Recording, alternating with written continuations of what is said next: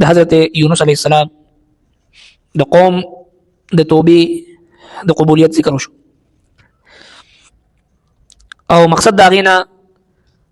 د مکې مکرمې خلکو ته مشرکین مکه هغو ته دعوت ورکول مقصود و چې هغوی ایمان وروړو توبه یې ویستله شرک یې پرېښودو عذاب الهي نه بچ شو او که تاسو هم دا شرک پرېږدئ او کفر پرېږدئ او توبه وباسئ نو یقینا الله جل شانه به ستاسو توبه هم قبوله کړي نو د توبې دپاره دعوت فکر ورکول مقصود دی او دغه قوم د یونس علیه السلام داسې قوم چې عین عذاب د عذاب اثرات یې ولیدو اگر چې عین عذاب نو راغلی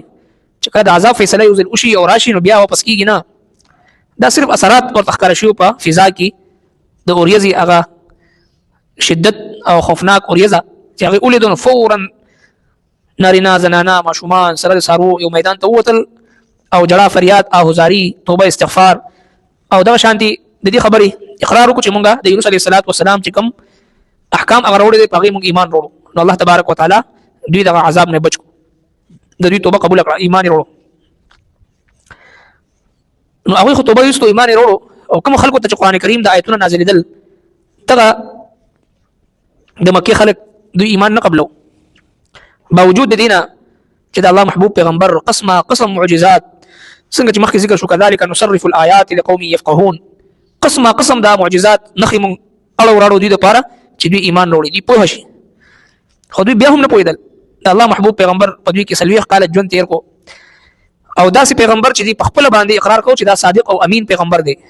او داسې شخصیت چې د هغه په مبارک ژوند باندې د دوی د خپل ځان نه زیات چې دی د هغه په صداقت د هغه په عدالت او د هغه په سخاوت او دغه په شجاعت او دغه په للهیت او دغه په دینداري دغه په زهد او تقوا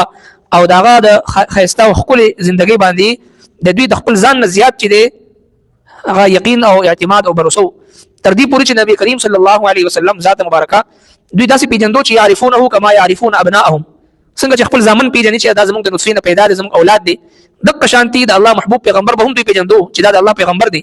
خو هلته کې صرف او صرف غرور او تکبر او انانیت او کبر ضد او عناد حب مال او حب جاه دغه شیزونو د وجه نه دوی د الله د محبوب پیغمبر د تصدیق نه رستو کېدل که چېرې مونږ دا پیغمبر ومنو نعوذ بالله دوی زموږ د سټیټس نه خلاف خبره ده او لولا نزل هذا القرآن على رجل من القريتين عظيم د قرآن مجید د مکې او یا د طائف په سردارانو کې په یو سردار ولې نازل نشو نعوذ بالله نو دا اله بلا په یو مکې په یو یتیم باندې ولې نازل شو نو دا اعتراض دوی کو حالانکه دین اسلام د عاجزۍ د انکسارۍ د تواضع او د الله رب العالمین په حکم باندې خپل هر څه مٹاولو نوم دی خود ہی کو کر بلند اتنا کہ ہر تقدیر مٹا دے اپنی ہستی کو اگر کچھ مرتبہ چاہو کہ دانا خاک میں مل کر گل گلزار ہوتا ہے نو ځان خور سره خوری کې د الله رب العالمین حکم مخته سمعنا واطعنا بوي الله کامیابی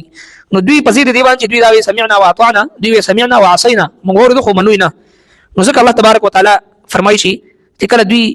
دا هدایت قبول نکو ایمان قبول نکو باوجود د دې دومره معجزات او باوجود د دې دومره حق لیدو کته هر څه باوجود نبی کریم صلی الله علیه وسلم زړه ملال ورسېدو دک او درد او غم ورسېدو نبی صلی الله علیه وسلم چون کې حریص علیکم بالمؤمنین رؤوف الرحیم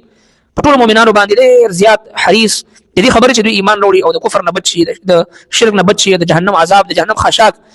وقودها الناس والحجاره چې د جهنم خشاک چې لرګي نه بلکې انسانان د وکاڼي دي د الله محبوب پیغمبر رحمت للعالمین او وختل چې د رحمت د فیض ټول انسانانو ته ورسي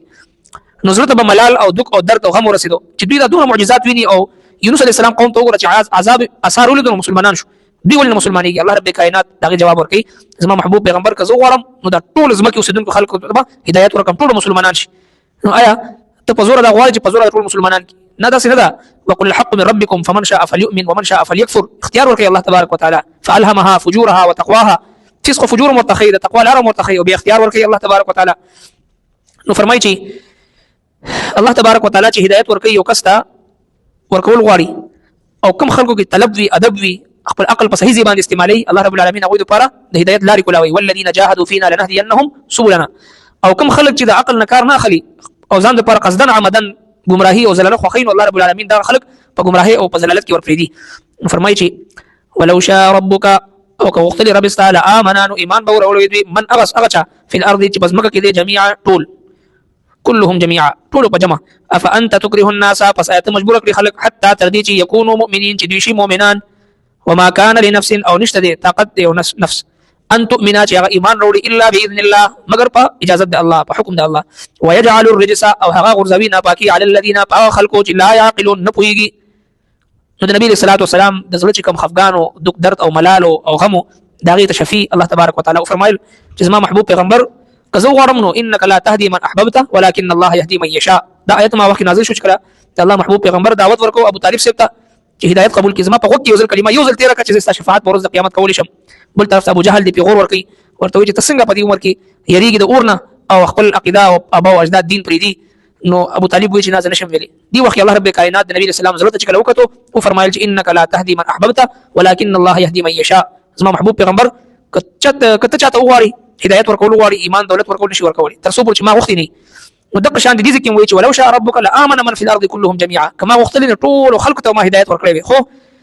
د الله تبارک وتعالى تقسیم دی الله رب کائنات حق او باطل کفر او اسلام شرک او توحید دا هر څه مخ ته کیدی او به انسان ته اختیار ورکړي چې په کومه لار باندې زی او بل وما كان لنفس ان تؤمن الا باذن الله.